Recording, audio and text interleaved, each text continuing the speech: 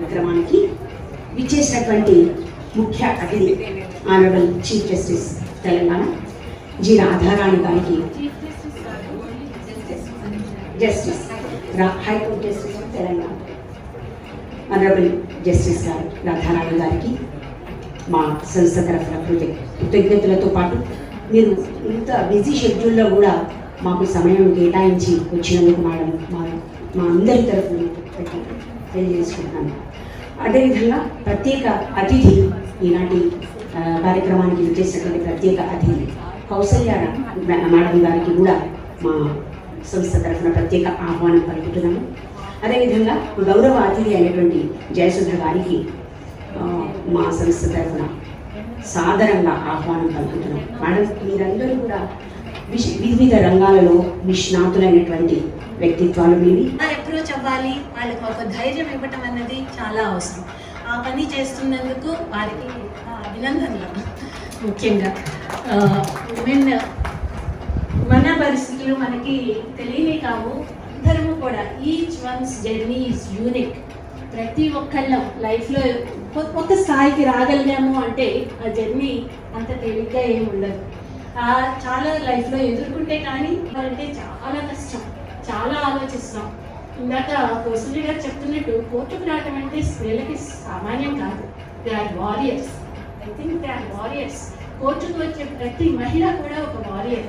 ఎందుకంటే మన చుట్టూతా ఉన్న వాళ్ళని, విమర్శల్ని అన్నింటినీ ఎదుర్కొంటూ మా హక్కులు ఇవి, మా హక్కు ఇది, మాకు ఇది రిలీఫ్ కావాలి అని చెప్పి రాగలుగుతున్నారు. స్టెప్ బయటకి, ఇంట్లోంచి అడుగు బయటకు వెయ్యగలుగుతున్నారు. కోర్టు ద్వారాల్ని తలుపు కొట్టగలుగుతున్నారు అంటేనే అది వాళ్ళ ధైర్యానికి పెద్ద సూచన. వాళ్ళు బయట మాట్లాడగలుగుతున్నారు, మా మీద ఇలా జరుగుతున్నాయి, అబ్యూజెస్ జరుగుతున్నాయి అని చెప్పి ఒక స్త్రీ చెప్పుకోగలగడం అన్నది ఆమెకి ఎంత ధైర్యం కావాలో ఇంటర్నల్గా ఆ సంగతి మనకు తెలుస్తుంది. అందరికి కూడా చాలా మంది సఫర్ అవుతాం, కానీ బయటపడము. ఎందుకు? మన కుటుంబ సభ్యుల పరువు, వాటిని పోగొడుతున్నామేమో అన్న భయంతో వెనుకంజ వేస్తాం. మనని వెనుకంజ వేయనిచ్చేది ఏది వెనుకంజ వేయనిస్తున్నాయి, ఆ పరిస్థితులు మారటానికి మనం ఏం చేయాలి అన్నది ముఖ్యమైనది. ఈ ఉమెన్స్ డే రోజు ఆ పరిస్థితులు, సరైన పరిస్థితులు కలగటానికి ఇందాక ఒక అత్తగారి కోడలికి సపోర్ట్ ఇస్తే ఎంత బాగుంటుంది. వీ ఫర్ ఉమెన్ అని అమ్మాయి ఎంత ప్రోగ్రెస్ అవ్వగలుగుతుంది. తన పిల్లల్ని చూసుకుంటూ ఆమె కనుక కాస్త చేయగలిగిన సాయమైన ఇంట్లో చేస్తే ఈమె బయటకు వెళ్ళటానికో, ఒక అభివృద్ధిలోకి రావటానికో అవకాశం దొరికేది కదా. అలాగే కోడలు అత్తగారి మాటలు వినొద్దు అని చెప్పి చెప్పడం మా ఉద్దేశం కాదు. ఎవరు ఏ మాట చెప్పినా అది మన మంచికైనా, మన కుటుంబం మంచికైనా, మన పిల్లల మంచికైనా. ఒక ఆమెని ఇంట్లో బందీగా 14 సంవత్సరాలు ఉండిపోయింది అని చెప్పి చూస్తున్న వీడియో అది కొంచెం కదిలించింది. ఎందుకు ఇలా ఉండిపోవాల్సిన పరిస్థితి వచ్చింది ఆవిడకి? She is a post graduate, husband is an advocate. మిగిలిన వాళ్ళ రైట్స్ అన్నిటి గురించి కోర్టుల్లో కొట్లాడేవాడు. ఇంట్లో ఉన్న భార్య ఎట్లాంటిగా అనుభవిస్తుందో తెలియని పరిస్థితుల్లో ఉంటున్నారు. అంటే మేము ఇప్పటికి 33 మంది హైకోర్టులో 33 మంది స్ట్రెంత్ అయితే దాంట్లో 9 మంది ఉమెన్ అన్నమాట. అలాగే కానీ లోవర్ సబార్డినేట్ జ్యుడిషియరీ అంటే డిస్ట్రిక్ట్ జడ్జ్ వరకు, junior civil judge, senior civil judge, district judge వరకు దాన్ని సబార్డినేట్ జ్యుడిషియరీ అంటున్నారు. హైకోర్టుని, సుప్రీం కోర్టుని కాన్స్టిట్యూషనల్ కోర్ట్స్ అని చెప్పి అంటున్నారు. సబార్డినేట్ జ్యుడిషియరీలో 52%, తెలంగాణలో 52% మంది మహిళలు ఉన్నారు. అంటే జ్యుడిషియరీ అనేది మహిళలకి చాలా ఫేవరబుల్గా ఉంటుంది. ఎందుకు ఇది ఫేవరబుల్గా ఉండటానికి ఇంకో కారణం కూడా ఉంది. లీగల్గా లాయర్స్గా వాళ్ళకి ఎక్కువ అవకాశాలు రావట్లేదు. లాయర్స్గా ఒక ఉమెన్ లాయర్ దగ్గరకు వెళ్ళటం కంటే మేల్ లాయర్ని ప్రిఫర్ చేస్తూ ఉంటుంటారు.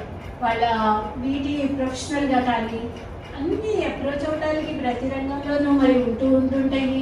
ఒక క్యాస్ట్ వైజ్గా కానీ ఎలా అప్రోచ్ అవుతూ ఉంటారు. మనకి వీళ్ళు తెలుసు అని కానీ, ఈ ఫీల్డ్లో ఎవరు బెస్ట్ ఉంటారో మాకు వాళ్ళే కావాలి అని కానీ. నేను మొట్టమొదట లాయర్గా క్రిమినల్ సైడ్ జాయిన్ అయ్యాను లా చేసిన తర్వాత. క్రిమినల్ సైడ్ మా సీనియర్ కూడా ప్రోత్సహించేవాళ్ళు. మాకు కొంత అవకాశాలు కొద్దిగా అయినా మొదల్లో ఇస్తారు. అలా ఇస్తూ ఉన్న క్లయింట్స్ ఒప్పుకునేవాళ్ళు కాదు. మేము ఇంత ఫీజు కట్టి చేసినప్పుడు మాకు మా సీనియర్ రావాలి, దే వాంట్ బెస్ట్ టుడే మా సీనియరే వచ్చి ఆర్గ్యుమెంట్ చెప్పాలి ఆ ఫీజు ఇచ్చినందుకు, మళ్ళీ మీరు ఎవరినో పంపిస్తే ఎలాగో అని చెప్పి వాళ్ళు అనేవాళ్ళు. అలా అవకాశాలు కొంత కష్టం. స్త్రీలకి ఏ రంగంలోకి ఎంటర్ అయినా కానీ వాళ్ళు ప్రూవ్ చేసుకున్న తర్వాత వస్తుంది. వాళ్ళు ప్రూవ్ చేసుకునేదాకా ఆ అవకాశాలు రావటం అన్నది దొరకబుచ్చుకోవటం కూడా కష్టం.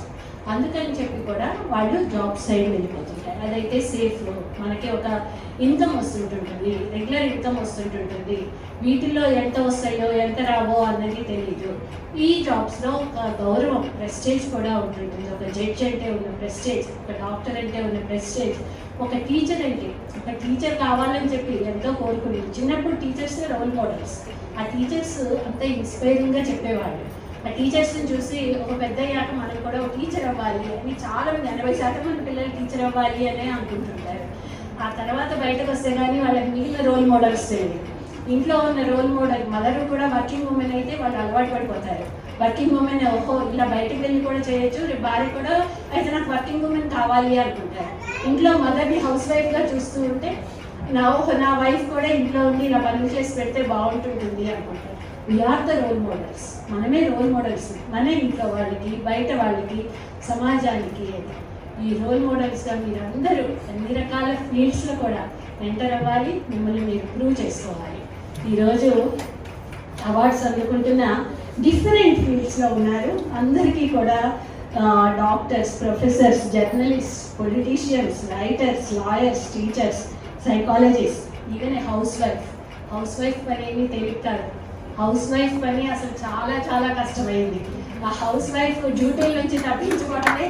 నేను హౌస్ వైఫ్గా ఉండి ఒక్కసారి జాబ్ వచ్చిన తర్వాత అప్పుడు కానీ నాకు అర్థం కాలేదు అది ఎంత రిలీఫ్ ఉంటుందా, ఎంత హ్యాపీగా ఉండేదా అని. అబ్బాయి ఇంట్లో చేసే పని కంటే ఇక్కడ కొంచెం సేపే పని చేసినా ఒక జీతం వస్తుంది, ఒక విలువ గౌరవం ఇస్తున్నారు మన పనికి, ఇది ఎంత హ్యాపీగా ఉందా అన్నారు. ఇంట్లో ఉంటే ఎప్పుడు గెస్ట్ వస్తారో తెలియదు, ఎప్పుడు సడన్గా వంటలు చేయాలో తెలియదు, ఎప్పుడు ఏం చేయాలో తెలియదు, మన టైం మనకు ఉండదు. ఎవరు ఏ బెల్ కొడితే మనం ఏదైనా నేర్చుకోవాలి, బయటకు వెళ్ళినా అరే ఆ టైంలో ఇంకెవరైనా ఇంటికి వచ్చేసేస్తే అలాంటి అప్పుడు వెళ్ళాలి వస్తేనో ఇంకెవరు వస్తేనో అది మిస్ అయిపోతామే అని. దట్ హౌస్ వైఫ్ ఈజ్ పెద్ద రెస్పాన్సిబిలిటీ. అది అట్లాంటి వాళ్ళని కూడా గుర్తించి గౌరవించి ఈరోజు అవార్డు ఇస్తున్నందుకు వీ ఫర్ ఉమెన్ వారికి కూడా నా అభినందనలు తెలియజేస్తున్నాను. రైతులు, farmers, they are also included. చాలా ఇంపార్టెంట్. మనకు అన్నం పెడుతున్న వాళ్ళు అగ్రికల్చరల్ ఫీల్డ్లో వాళ్ళు చాలా అన్యాయానికి గురైపోతున్నారు. సరైన ఆదాయం రావట్లేదు, వనరులు లేవు, వాళ్ళకి అన్ని రకాలుగా అన్యాయానికి గురవుతున్న ఫీల్డ్ అగ్రికల్చరల్ ఫీల్డ్. వీటన్నిటిని కూడా దృష్టిలో పెట్టుకొని వీటన్నిటిలో కూడా మనం ఎలా ఇంప్రూవ్ చేసుకోవచ్చు. ఉమెన్ పార్టిసిపేషన్ ఉంటేనే సమాజం ముందుకు వెళ్తుంది. ఒక సమాజం మంచిగా ఆలోచించాలి.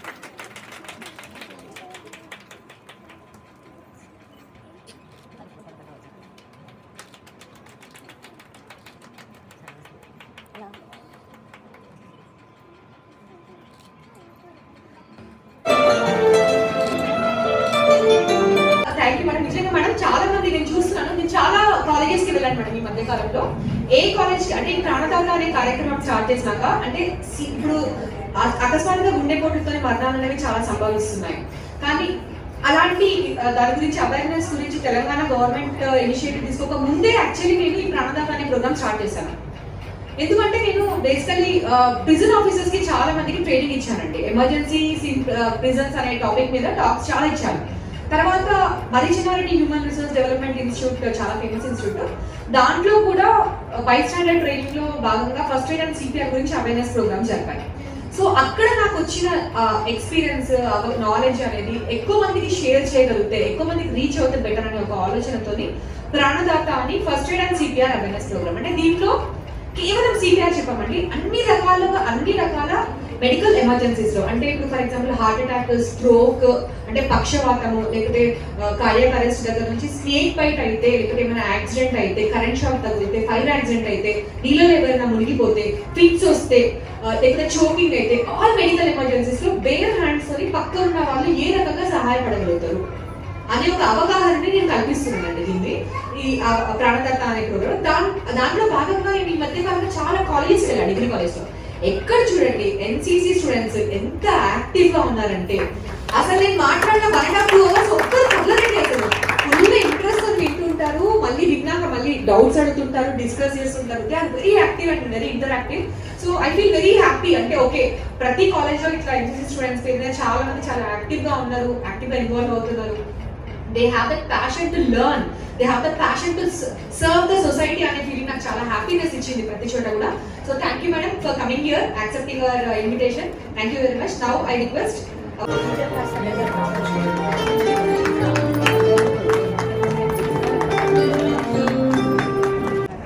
రాధారాణి గారు, అలాగే సింగర్, మా ఎన్సీసీ ఫ్యామిలీ నుంచి వచ్చినటువంటి గ్రేట్ పర్సనాలిటీ మా పక్కన కూర్చోవడం నిజంగా ఆనందంగా అనిపించింది. తన ఎక్స్పీరియన్స్ షేర్ చేస్తుంటే అంటే ఎన్సీసీలో ఎంత రగడా ఉంటుంది అనేది చిన్న ఎగ్జాంపుల్ మీకు చెప్పింది తను.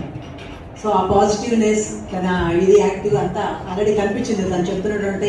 ఒకసారి ఇమాజిన్ చేస్తున్నాను ఏ విధంగా ఎన్సీసీ యూనిఫామ్లో ఉంది, ఆర్డీలో చేసినప్పుడు ఎట్లా ఉంది అని చెప్పేసి ఒకసారి ఇమాజిన్ చేసుకోగలిగాను. So nice meeting you ma'am. And also ఈరోజు అవార్డ్స్ తీసుకుంటున్నటువంటి అవార్డు గ్రహీతలందరికీ మరియు ఇక్కడికి విచ్చేసినటువంటి పెద్దలందరికీ నా హృదయపూర్వక నమస్కారం. ముఖ్యంగా ఈరోజు డాక్టర్ ప్రతిభాలక్ష్మి గారి గురించి మాట్లాడుకుంటే, ఒక వైద్య వృత్తిలో ఉండి, అంటే నేను ఒక వైద్యం చేసి లేదా నా ప్రొఫెషన్లో నేను బాగుంటే చాలు, నేను సంపాదించుకున్న దానిలో నేను హ్యాపీగా ఉంటే చాలు, నా కుటుంబం హ్యాపీగా ఉంటే చాలు అనుకునేటువంటి ప్రపంచంలో మనం అందరం ఉన్నాము. కానీ అదే కాదు, వారి ఫాదర్ దగ్గర నుంచి ఇన్స్పైర్ అయ్యి వాళ్ళ ఫాదర్ గురించి నేను ఒక ఈ ఎన్జిఓ స్థాపించి ఒక సొసైటీ గురించి ఒక యాక్టివిటీస్ చేయాలని చెప్పి ఆమెకు ఆలోచన రావడం, ఆ ఆలోచనని మరి నిజంగా చేసి చూపించడం అనేది అది గొప్ప అభినందన విషయమే అని చెప్పుకోవచ్చు. అంటే బై డాక్టర్ ప్రొఫెషన్లో వాళ్ళు ఉండేటువంటి బిజీ షెడ్యూల్ మీ అందరికీ మనందరికీ తెలిసిందే. అయినా కూడా ఎంతో కొంత టైం తీసి సమాజం కోసం చేస్తున్నటువంటి ఈ కార్యక్రమాలు ఇంతకుముందు చూసినట్లయితే వాళ్ళ కార్యక్రమాలు చూస్తే ఎక్కడో భూగంపాడు భద్రాచలం దగ్గర ఉంటుంది, అది బాగా తెలుసు. అక్కడికి వెళ్ళి ఆ ఫ్లెక్సే టైంలో కూడా ఇక్కడ టైం తీసుకొని అక్కడ మేము యాక్టివిటీస్ చేసామని చెప్పారు. చూడండి, నిజంగా ఇంతకంటే ఎక్కువ ఏం కావాలంటే ఒక స్త్రీకి ఒక ఉమెన్స్ డే జరుపుకోవాలి అంటే ఇంతకంటే గొప్ప అవకాశం ఏం కావాలి. సో ఇలాంటి ప్రోగ్రామ్స్ చాలా చేస్తూ ఉన్నాము. ఈ ఉమెన్స్ డే ఈ మంత్లో ఆల్మోస్ట్ ఒక 10 ప్రోగ్రామ్స్ అబౌవ్ చేస్తుంటాను నేను. ప్రతి ఒక్కరి దగ్గరికి వెళ్ళినప్పుడు చూస్తే ఎవరికి ఉండేటువంటి వాళ్ళకి ఒకరికి యూనిక్ స్టైల్లో వాళ్ళు ఈ సొసైటీ కోసం చేయాలి అంటే నేను బాగుంటే చాలు, నా చుట్టుపక్కల వాళ్ళందరూ కూడా బాగుంటారనే ఆలోచనతో ఈ ఆడవాళ్ళు వెళ్తున్నారు. చూడండి, నిజంగా గొప్ప ఈ విషయమే చెప్పుకోవచ్చు వాళ్ళకి. సో అలాగే మరి ఈ సంస్థ అందరికీ ఎవరైతే వీరందరూ ఈ వి ఫర్ ఉమెన్ ప్రోగ్రాంలు చేస్తున్నటువంటి ప్రతి ఒక్కరికి కూడా ధన్యవాదాలు. ఇంకా గొప్పగా చెప్పుకోవాలి అంటే నా స్టూడెంట్స్ ఈ ప్రోగ్రామ్ ఈ వి ఫర్ ఉమెన్ లో చేస్తూ వాళ్ళు నా నేమ్ రిఫర్ చేయడము అంటే ఒక గురువుకి కావాల్సినటువంటిది ఏంటి, తన శిష్యులు ఒక ఉన్నత స్థాయిలో ఉండడం అనేది ఆలోచిస్తాను. వారి దగ్గర నుంచి అంతకంటే ఎక్కువ ఏం ఆలోచించాను కదా. అలాగే నా శిష్యులు ఈ విమెన్ ఫర్ ఉమెన్ దానిలో చేయడము, వాళ్ళకి హెల్ప్ చేయడము. సో ఈ సంస్థలో మేము ఉన్నాము అంటే మా దగ్గర నుంచి నేర్చుకొని ఎంతో కొంత వాళ్ళు కూడా అందిస్తున్నారు. చూడండి, అంతకంటే ఎక్కువ కావాలి ఒక గురువుకి. నిజంగా thank you so much Deepika for your total family అందరూ కూడా మంచి సపోర్ట్ చేస్తున్నారు అనుకుంటున్నాను. ప్రతిభ గారు వారికి ఇచ్చినటువంటి ఆ కాన్ఫిడెంట్ అనుకోవచ్చు, వాళ్ళకి ఇచ్చినటువంటి అవకాశం అనుకోవచ్చు. సో మా దీపిక తప్పకుండా మీకు ఫుల్ఫిల్ చేస్తుందండి, ఆ నమ్మకం నేను ఇవ్వగలను మీకు. సో మరి ఈ అవకాశాన్ని నాకు ఇచ్చినటువంటి డాక్టర్ ప్రతిభ గారికి అలాగే వి ఫర్ ఉమెన్ సంస్థ అందరికీ కూడా ధన్యవాదాలు. Thank you so much. Why don't we give a push to ourselves? మహిళలకు ప్రోత్సాహం ఇవ్వాలి. ఆడవాళ్ళకి శత్రువు అనే కాన్సెప్ట్ కంప్లీట్ గా తుడుచుకుపోవాల్సిందే. అందుకే నేను ఇప్పుడు మా అసోసియేషన్ లో ఏదైనా ఎలక్షన్స్ లో పోటీ చేయండి అంటే ఏమనంటే, madam general secretary female category ఒకటి ఉంటుంది మేడం పోస్ట్, ఆ పోస్ట్ లో మీరు ఉన్నట్టు లేదు, నేను మెన్ కేటగిరీలో ఉన్న ఏదో ఒక దాంట్లో పోస్ట్ చేస్తా. Female category where there is less competition, no, whoever is at least confident or strong, we should not compete with women. We should never compete with women. Women should not compete with women. Women should always come. Best female అని ఎక్కడన్నా చెప్తే నాకు నచ్చదు. Best human అని చెప్పండి, best doctor అని చెప్పండి, best మనిషి అని చెప్పండి. అంతేగాని best female why you want to categorize only, why you want to compete with women, అది వద్దు. మనం ఉమెన్ వేరే వాళ్ళని లిఫ్ట్ చేయాలంటే మనం వాళ్ళని కంపేర్ చేసుకోవడము, పోటీ పడడం కాదు. మనం పురుషులతో పోటీ పడతాం. whoever is the best will try to compete with them and will try to become better in their generation, in their compare to them. మహిళలకు రిజర్వేషన్ ఇస్తున్నారు. ఇప్పుడు ఇంత పర్సెంట్ రిజర్వేషన్ అని చెప్పేసి ఈ కేటగిరీ మహిళలకి అని ఇవ్వడం వల్ల ఇండైరెక్ట్ ఏమవుతుంది, 35% మహిళలు. హైకోర్టు జస్టిస్ ఆనరబుల్ రాధారాణి గారు అండ్ ఎన్సీసీ ఆఫీసర్ జేసీ గారు అండ్ డాక్టర్ ప్రతిభాష గారు, thank you so much. Nice meeting and nice meeting you all. Thanks for inviting me on such good occasion. మీరు చేసినటువంటి కార్యక్రమాలు అవన్నీ ఇప్పుడే వినడం జరిగింది. సో నేను కూడా NCC certificate holder and I did RDC camp and I got gold medal in 92 for solo singing because అక్కడ 5 ఎలిమెంట్స్లో అన్ని స్టేట్స్లో కాంపిటీషన్ జరుగుతుంది. అది 1 month క్యాంప్ అనమాట. Every January 26 republic day parade కోసం అనేది ట్రైనింగ్ క్యాంప్ అది. సో నేను డ్రిల్కి ఎగ్జామ్షన్, బట్ నేను కల్చరల్లో I was most wanted. So solo singing, solo dance, group singing, group dance and orchestra, ఇన్ని 5 ఎలిమెంట్స్లో కాంపిటీషన్ అవుతుంది. I was there in solo singing all అలో అండ్ గ్రూప్ సింగింగ్ అండ్ ఆర్కెస్ట్రాలో నేను violin player and also group dance, solo డాన్స్లో నేను లేను. ఈ 3 ఎలిమెంట్స్లో కూడా I won gold medal in solo singing, I won silver medal in group singing, I won bronze medal in orchestra.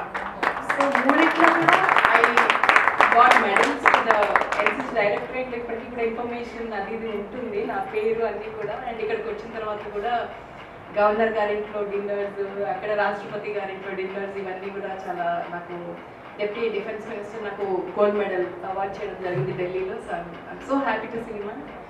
And also justice Radharani garu, even I'm warrior లైఫ్లో కూడా నేను I saw many things, hurdles అవన్నీ కూడా నేను కోర్టులో అడుగు పెట్టి బయటికి ఇప్పటికీ కూడా నేను తిరుగుతున్నాను. So on a happy note I'm just relevantly I'm related to both of you. I'm so happy. And also మీరు చెప్పినటువంటి కార్యక్రమాలు, ప్రతిభాలక్ష్మి గారు మీరు చెప్పినటువంటి కార్యక్రమాలు అన్నీ వింటుంటే కూడా చాలా హ్యాపీగా ఉంది. Because nowadays we need more strength. Women అంటేనే, ఆ విమెన్ అనే మాట వినపడితేనే నేను వచ్చేస్తాను ఎక్కడికైనా. So more strength women. Women అందరూ కూడా చాలా స్ట్రాంగ్గా ఉండాలి, చాలా కష్టపడాలి బేసికల్లీ. అంటే ఒకరికొకరు ధైర్యాలు చెప్పుకోవడం, మనకి సమానత్వం మాట్లాడడం అవన్నీ కాకుండా, సో మన స్కిల్స్ మీద మనం కాన్సన్ట్రేట్ చేసి లేని వాటి గురించి ఎక్కువ ఆలోచించకుండా what the positive notes, positive side in our selves అనేది గుర్తించి మనల్ని మనం ఎంకరేజ్ చేసుకొని ఫస్ట్ సెల్ఫ్ లవ్ అనేది మోటోగా పెట్టుకొని ఉంటే మిగతావన్నీ కూడా ఆటోమేటిక్గా అవి వెళ్తూనే ఉంటాయి. So everyday we have to get up and we have to love our self. మిర్రర్లో చూసుకుంటూ లవ్ యూ అని చెప్పుకొని స్టార్ట్ చేయాలి మన day. So more strength to women. And మీ అందరికీ కూడా ఆల్ ది వెరీ బెస్ట్ అండి. మంచి మంచి కార్యక్రమాలు చేస్తున్నారు. Please keep up doing good works. And నా సపోర్ట్ ఎప్పుడు కూడా మీకు ఎలాంటి టైంలో అయినా ఉంటుంది అని నేను చెప్తాను.